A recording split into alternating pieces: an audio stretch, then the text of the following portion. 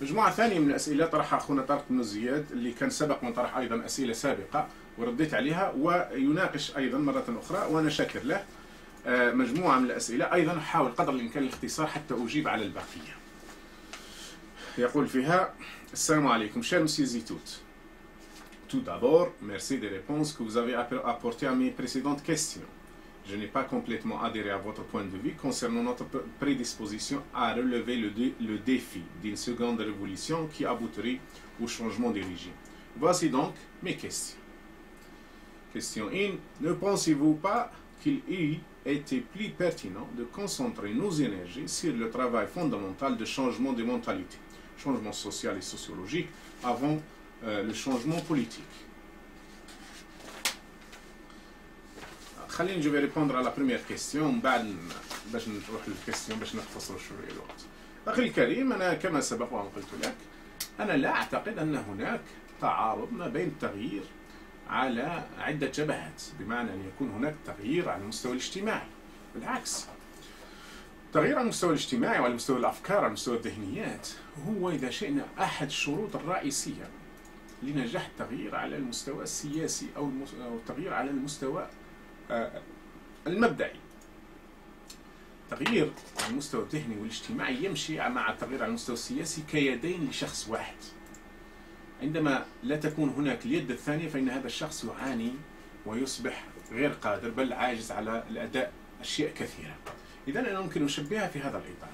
لابد أن يكون التغيير متساوي ومتلازم ومتكامل ما بين التغيير الاجتماعي والتغيير الفكري وتغيير الذهنيات، تغيير الإنسان، تغيير الشخص، وما بين التغيير العام، التغيير الشامل، التغيير السياسي، تغيير نظام الحكم. إذن هناك تغيير له صورة متعددة أو إذا شئنا متكاملة.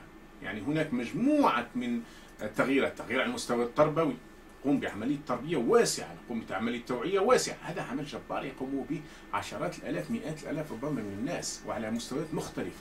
لابد أن نغير ما بأنفسنا، لأن باختصار بسيط قاعدة سنة حكمة ثبتت بما لا يجع مجال للشك، سنة إلهية: إن الله لا يغير ما بقوم حتى يغيروا ما بأنفسهم. إن التغيير ما بالنفس على المستوى الفردي، على المستوى الأسري، على مستوى العائلة، على مستوى البلدة، على مستوى المدينة، على المستوى، هذا تغيير ضروري.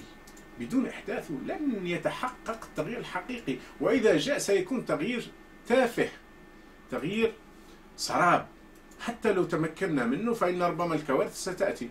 نحن شفنا تجربة في نهاية الثمانينات كان أعتقد أن هناك تغيير كبير حصل، ولكنه لم يكن تغيير على مستوى عميق، لم يمس المجتمع، وبالتالي عندما جاءت الضربات انهار البناء على كل من فيه وانهارت الجزائر، وها نحن نعيش أزمات، أو ها نحن نعيش آثار ذلك ولا زلنا داخل النفق المظلم الذي لا يكاد ينتهي.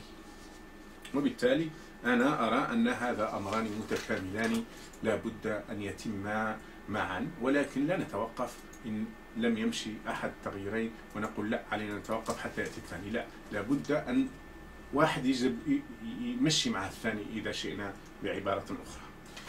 السؤال الثاني: Avez-vous des indicateurs qui vous permettent de croire aujourd'hui en les qualités du peuple algérien en termes de 1. Engagement pour une cause commune, une révolution par exemple.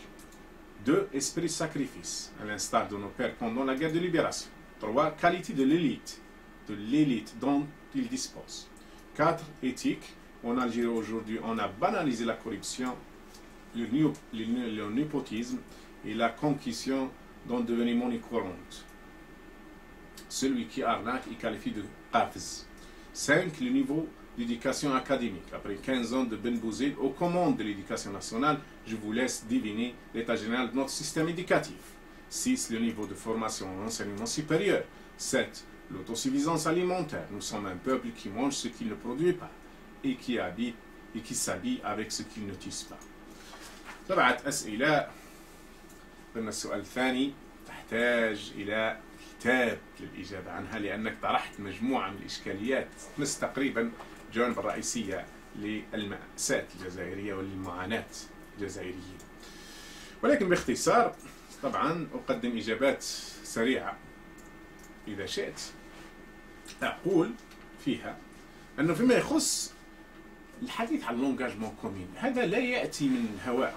الحديث على أن يكون هناك شعب مستعد للتغيير وللثورة، هذا يبنى، هذا يأتي مع، هذا هو دور إذا شئنا دور النخب أو دور المعارضين أو دور الملتزمين بالقضايا أو دور المفكرين أو دور أو كل من هذا هو الدور. هو كيف تستطيع هنا لا جيني، كيفاش نستطيع أن في وضع متدهور جدا، في وضع كارثي، في وضع انتفت فيه الثقة، في وضع الناس كلها تتكلم في الناس كلها تغتاب الناس كلها تتصارع مع الناس، في وضع عنف اجتماعي، عنف عائلي، عنف دولة ضد المجتمع، عنف الأفراد ضد الأفراد، في هذه الأوضاع الكارثية هنا تبرز القيادات الحقيقية،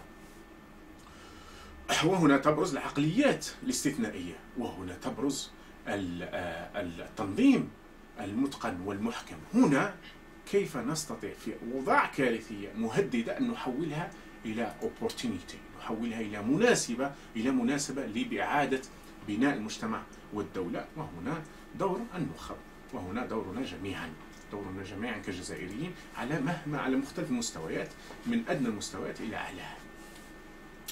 إذن فالثورة تصنع ولا تأتي ولا تنزل من السماء، ولكنها يصنعها الناس، وهؤلاء الناس يكون لهم قواعد وتكون لهم التزامات ويكون لهم أفكار ولكم خطط تنظيمية إلى آخره إلى آخره إلى آخره. هكذا تصنع الثورات، وإلا لكان الله سبحانه وتعالى وهو القادر على فعل كل شيء أن يقول للشيء كن فيكون، ولكنه وضع سنن في هذه الحياة إذا اتبعناها استطعنا أن ننجو، وإذا لم نأخذ بها، وخاصة سنن العمل للتمكين. هناك سنن، قواعد 1 2 3 4 5، إذا ما تتبعهاش الله غالب ننتهي إلى ما نحن فيه. الأمر الثاني الاسبريت ساكريفيس. ماذا يدخل الاسبريت ساكريفيس؟ يتبع لما الناس تكون عندها ثقة تضحي، لكن لما ما عادش عندها ثقة مش تضحي، تشكك، تتوجس، تخاف، ترفض. وهذا استطاع النظام أن ينشر هذه الثقافة، ثقافة الخوف، الرعب والتخويف والتشكيك والتخوين والصراعات والمشادات في مشاكل صغيرة، حتى يتمكن هو من أن يظهر هو المحافظ على وحدة الشعب ووحدة الوطن، وهو في الحقيقة كاذب ومخادع ودجال، دجال بأتم معنى الكلمة، إنه يدمر الوطن تدمير كامل. وتدخل فيها الليتيك ولا كوريبسيون، قضية الرشوة وقضية الفساد العارم اللي يمثل المجتمع الجزائري. هو استراتيجية، وأن النظام فهم أن الشعب الجزائري، هنا كي نقول النظام هي في الحقيقة العصابات الحاكمة، ليس لدينا نظام في الجزائر بالمعنى كلمة النظام، ولكن العصابات الحاكمة فهمت أن الشعب الجزائري أراد تغييرها، إذا تريد تغييرنا نحن سنقوم بتغييرك، وعندما نقوم بتغييرك سنقوم بتدمير الأسس الأخلاقية قبل كل شيء. والإنسان اللي ما عندوش أخلاق لا يستطيع أن يقوم بالتغيير.